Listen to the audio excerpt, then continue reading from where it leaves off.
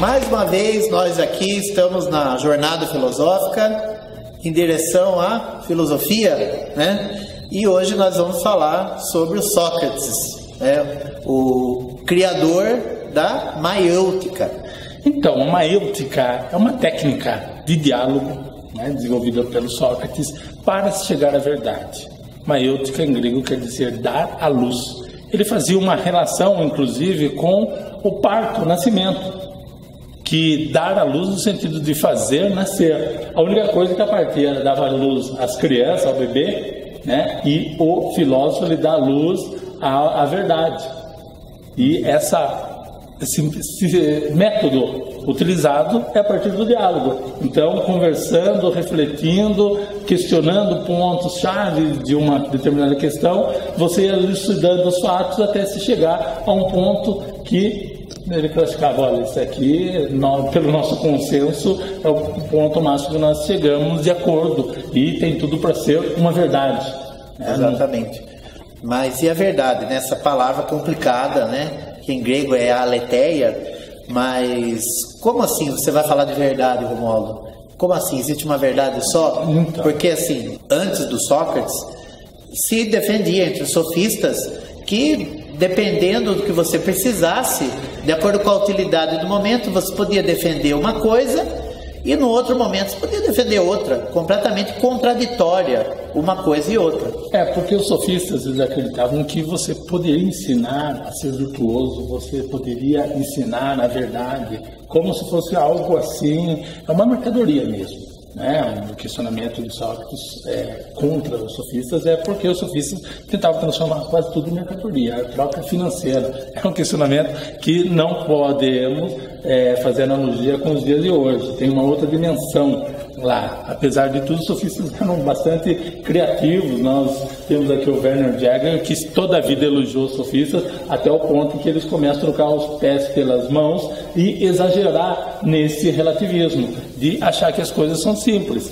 Né? Até o Giovanni Reale, né, que é o meu guia aqui, ele vai falar de 3 gerações de sofistas, né? Ele vai falar da primeira geração, que vamos dizer seriam os mais sinceros, no sentido que estavam procurando o conhecimento mesmo, mas que já começam a trocar o conhecimento, uma aula, né, um treinamento naquilo que eles sabiam por dinheiro, no que não era ainda mal visto, né? E a partir do segundo momento, que seria uma segunda geração aí, né, entre aspas, os sofistas já estão preocupados em atuar na polis, atuar na cidade, na cidade-estado, de uma forma que traga benefícios. E a terceira geração é a que descambou mesmo, que eles já estavam fazendo qualquer negócio, né? Como diz o personagem lá do Samuel Brownstein, lá da escolinha do professor Raimundo, né? Você sabe que a questão central para o Sócrates é o seguinte: você não pode ensinar ninguém a ser virtuoso. Essa virtude, ela tem que nascer da alma da pessoa. Então, para você alcançar essa virtude, é uma questão de reflexão. Alguém poderia até você ajudar na reflexão, por isso o diálogo. Mas não que você ia chegar agora me ensina como é ser virtuoso. Para Sócrates isso era uma coisa aberrante, né? Não fazia o menor sentido. Por isso a analogia com o dar à luz, né? Com o parto, né? Você fazer emergir a verdade vir à luz, né? Não é algo que você faz de uma hora para outra e nem porque você está pagando, né? Porque você tem que ter a compreensão. No caso dele. Então você tem que ter a compreensão do fundamento da questão que está sendo discutida. E essa compreensão, ela não se vende de forma simples, né? Ela precisa mesmo ser incorporada. Essa incorporação é um processo doloroso. Aí, novamente, a analogia com o parto. O parto é doloroso. E o Sócrates dizia assim: esse é um processo doloroso. Num vídeo anterior, eu até brinquei dizendo que uma das fases, se eu não me engano, do Paulo Francis, é assim: o conhecimento dói a bunda. Porque exige que a pessoa sente numa cadeira, passe um longo período da sua vida lendo e dialogando com os pensadores. Então isso é um processo doloroso para você chegar a algum conhecimento. E Sócrates lá atrás já percebia essa dor. E essa analogia com o parto, né, decorrente dessa dor. Inclusive essa dor, né, ela tem a ver com a dor no ego de algumas pessoas que vão dialogar com o Sócrates e que saem extremamente ofendidas. Né? Você sabe que isso foi um dos motivos, segundo alguns, dele ter sido condenado. As pessoas ficaram humilhadas e mesmo ele tentando explicar, olha, eu não estou falando que você está errado, só estou dizendo que você não está certo, né? Porque a conversa leva a uma questão que é o avesso do que você está defendendo. E um dos caras que está em Teteto, olha, está aqui uma das obras dele, interessante, um diálogo. Esse Teteto é um jovem geômetra. Ele está com outro professor dele, que é Teodoro, e com o Sócrates. E nesse encontro, que normalmente é um encontro, uma caminhada que eles fazem, eles estão refletindo sobre o conhecimento. E nesta caminhada eles discutem sobre o Protágoras. E o Protágoras tem uma frase clássica, que é: o homem é a medida de todas as coisas. Sócrates falou assim: não pode ser. Não faz sentido uma coisa dessa. Mas claro que ele não falava assim. Ele explicava passo a passo, argumentando, aí a partir das respostas que vinham do interlocutor, confirmando que aquele pensamento do Protágoras não fazia sentido. Não tinha fundamento falar que o homem é a medida de todas as coisas. Entra nesse aspecto do relativismo que você... exatamente. Então, assim, o homem é a medida de todas as coisas. Hoje essa frase é muito mal interpretada, né? Normalmente é citada como exemplo de como os gregos pensavam. A mentalidade grega era antropocêntrica, né? Coisa meio de cursinho. Meio não, né? Totalmente de cursinho. Apostila, né? Apostila de cursinho. Então, ele não está falando do homem como espécie humana, como ser humano, mas como homem individual. Cada ser humano, cada pessoa. Então, a minha medida de bem não é a mesma da sua. Então, ele fala, né, Protágoras, o que é um mal para mim pode ser um bem para ele, e vice-versa. Então, assim, é tudo relativo, né? Como diria Einstein, também mal interpretado, tudo é relativo, ou seja, cada um tem a medida das coisas. E que aí Sócrates vai fazer a refutação. E existia também o pensador oposto a isso, né? Que ele falava assim: tudo, né, redunda, né, numa questão central. Eu lembro sempre do Matheus Schurtz, o colunista do Estadão, brasilianista, que ele participou, né, ou pelo menos escreveu uma crônica no Estadão, tratando de um encontro de sociólogos lá nos Estados Unidos. E estava uma figuraça fazendo um discurso de que tudo tem um preço. Essa era a tese do pensador. Tudo tem um preço, porque o homem, apesar dele achar isso, achar aquilo e coisa e tal, na prática, no mercado, quando alguém chega e paga, o raciocínio, até o raciocínio muda, né? Aí um dos caras, quando abriu para a pergunta, levantou a mão e falou: professor, quanto o senhor quer para mudar de ideia? Né? Então, essa ideia de que tudo tem um preço, então quer dizer que a minha ideia, ela está correndo um risco. Se alguém pagar qualquer valor que eu aceite, acabou meu pensamento. A minha tese já foi para água abaixo. E a verdade é móvel, quer dizer, é a mesma coisa dizer que não existe verdade, como dizia o Gorgias, né, que é outro sofista, que também tem lá o diálogo do Platão, em que ele tem toda a ironia em cima do Gorgias, que o Gorgias vai dizer que a verdade nem pode ser conhecida. E então é essa coisa, né? Até pensei na coisa dos professores de hoje, o professor que abre a cabeça do aluno, né? Ou seja, né? Está ensinando sobre a impossibilidade de ensinar, inclusive, né? Ou seja, nada pode ser ensinado, então liberte-se, né? Agora você pode ter a sua ignorância avalizada. Né? Ou seja, o que você sabe é um grande conhecimento, né? Eu estou sabendo. É igual aquele cara que fala assim: vou ensinar as crianças da favela a tocar bater lata.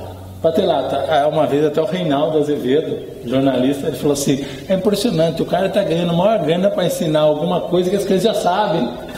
Que é bater lata. Então ele falou assim: ele está ensinando nada, né? E está ganhando dinheiro em cima da miséria alheia. Então esse pensamento sofístico, ele era muito grave. E o Protágoras, apesar de tudo, era um sofista muito inteligente. O Platão reverenciava, né? E é tido pelo Reale como dos sofistas sérios. Então, né? um homem... Apesar desse relativismo, mas ele tinha uma seriedade que os outros depois não tiveram. Toda a argumentação dele é muito sofisticada, por isso que as pessoas se confundem. Ele tenta ver, olha, não, a coisa é relativa, mas você pode ir avançando no seu relativismo até alcançar um conhecimento mais sofisticado. Tem uma questão de você evoluir, né? Aí o Sócrates fala assim, pera lá, calma aí, não é bem assim. Aí tem muitos exemplos que ele vai desmontando o raciocínio do pensador, parte por parte, até que ele chega num momento e fala, olha, quando você precisa de um médico, você vai procurar um médico ou vai procurar qualquer outra pessoa? Não, vou procurar um médico. Por que você vai procurar um médico? Não, porque o médico tem o conhecimento da medicina. Ele falou assim, calma aí, se ele tem o conhecimento da medicina, ele tem a técnica da medicina, é porque ele tem algo que não é mais relativo. Porque se fosse relativo, qualquer outra pessoa poderia me medicar. O medicamento também seria alguma coisa relativa. Então, já é um ponto de inflexão aí, pera lá. Tem gente, ou certos conhecimentos são fundamentais para reger a vida da gente. Quando você precisa de um músico, ou afinar um instrumento, uma lira, você vai atrás do seu vizinho ou de um músico. O músico tem o parâmetro musical, então você vai atrás de um músico. Mas você vai atrás de um músico, então quer dizer que existe algum conhecimento que é basilar para você compreender a música. Então, aí ele devagarzinho vai mostrando que aquela referência de Parmênides, do homem que era como sendo de Protágoras, essa referência vai sendo diluída, vai sendo desmontada, né? Mas isso não significa necessariamente que ele chega a um ponto e fala assim, olha, mesmo com a maêutica, que ele vai tentando encontrar a verdade que está dentro da pessoa, essa verdade, ela vem à luz, mas ela vai ganhando dimensões novas. Por isso que é interessante você falar em dialética, nesse processo evolutivo do conhecimento. Porque não existe pelo que eu entendi de Sócrates, mesmo Sócrates ele já está na altura do pensamento moderno, que o conhecimento ele vai ganhando em escala de grandeza. É claro que os valores, que é o fundamental, da virtude, esses valores estão no homem e o Sócrates reconhece isso. Você até observou que não é bem assim no caso de Sócrates, que ele acha que nem todo homem é virtuoso, mas alguns são. Quando ele usa a analogia da maêutica, ou seja, da arte do parto, né, da parteira, de dar à luz a um conhecimento, no caso da analogia, ele fala que só é possível fazer essa operação do parto às almas que estão grávidas da verdade. Para o Sócrates, nem todas as almas estão grávidas da verdade. O que para o Platão é diferente. Platão já vai dizer que não, né? Todas as almas têm a possibilidade de ter esse parto, né? De se chegar a um ponto em que se possa fazer esse parto. Então existe uma diferença aí fundamental entre os dois, no que a gente consegue identificar, né? Como diferença entre Sócrates e Platão, o que é muito difícil, né? Porque Sócrates não deixou nada escrito. Quem deixou escrito, quem usou o Sócrates como fonte foi o Platão, né? Que num certo momento, e a gente não sabe exatamente qual, ele vira um personagem literário mais do que um registro do que Sócrates teria dito. Há quem considere isso uma forma de fazer homenagem ao Sócrates, né? Platão, ele nasce nesse ambiente socrático, tem uma admiração muito grande por Sócrates, e depois, conforme ele vai ganhando autonomia no pensamento, ele registra as aulas de Sócrates. Quando ele vai ganhando autonomia nas suas ideias, ele passa a se distanciar do pensamento socrático, né? Ou faz avançar o pensamento socrático, mas ele nunca perde o Sócrates de referência. Ele vai tirar mesmo o Sócrates de referência em uma e outra obra, e lá nas leis que ele coloca um estrangeiro para falar em nome de Sócrates, mas quando você lê, parece Sócrates falando. Porque é o Platão falando. Que teve a sua maêutica, né? Teve o seu parto com Sócrates. É interessante a gente lembrar na frase chave do pensamento socrático, que é: só sei que nada sei, ou pelo menos algo bem parecido com isso. E esse só sei que nada sei confunde a cabeça da gente, porque como pode alguém ser um filósofo, querer, né, ser um instrutor de algo, mesmo que uma parteira de ideias, uma parteira da verdade, ou uma parteira do espírito, e ao mesmo tempo ele não sabe de nada.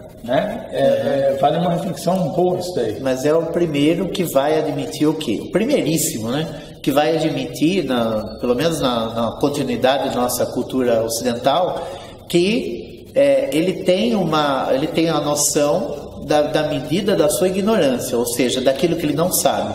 Então, quando o oráculo de Delfos proclama, né, que Sócrates é o mais sábio entre os homens, ele refuta, né? Ele fala: pode ser que eu seja o mais sábio dos homens de toda a Grécia, porque eu sei que eu não sei. Né? Ou seja, eu tenho a medida da minha ignorância. Mas eu sei muito bem conversar sobre as questões pertinentes com muita habilidade, ao ponto de fazer com que as pessoas avancem nas suas capacidades de reflexão. Sim, porque daí tem a outra máxima que ele segue, né?